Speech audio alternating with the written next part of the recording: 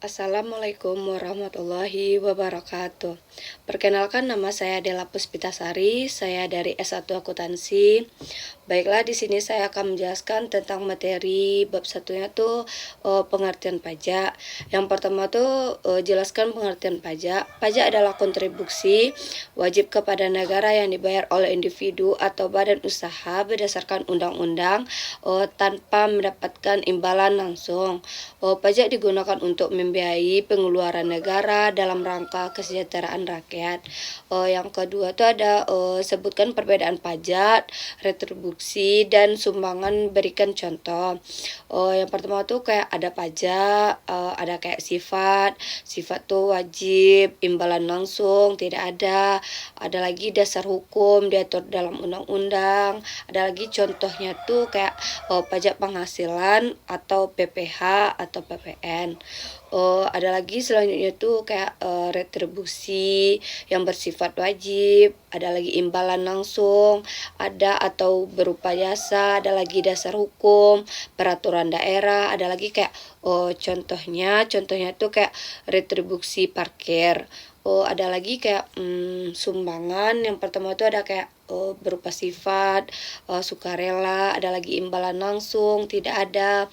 Ada lagi dasar hukum atau tidak selalu diatur. Kayak ada contohnya tuh kayak sumbangan untuk korban bencana.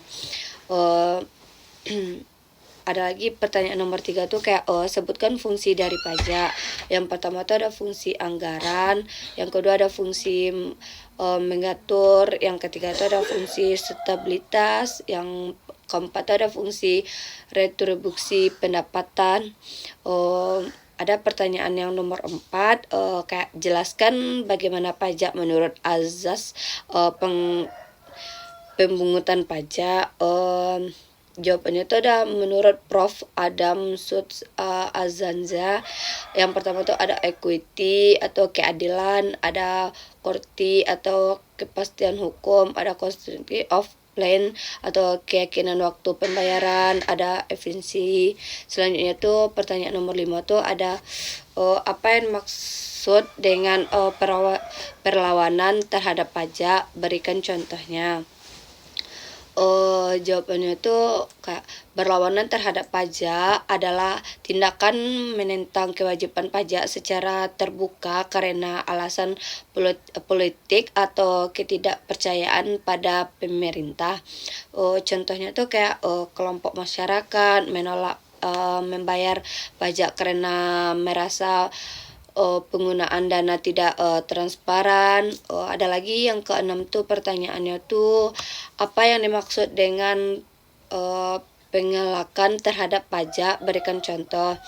Pengelakan pajak adalah tindakan ilegal untuk menghindari kewajiban pajak. Contohnya tuh kayak berusaha memalsukan laporan keuangan untuk membayar pajak lebih kecil.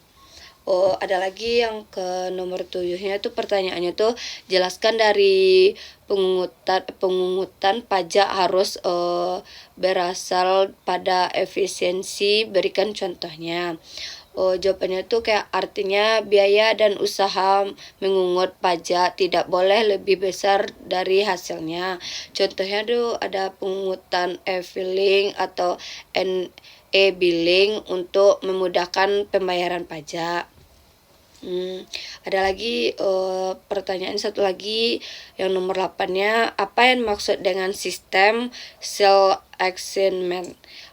Jawabannya itu adalah sistem di wajib pajak menghitung, membayar, dan melaporkan sendiri pajaknya. Contohnya itu kayak karyawan menghitung dan melaporkan sendiri PPh 21 melalui SPT tahunan. Baiklah, sekianlah jawaban dari saya. Sekian, terima kasih.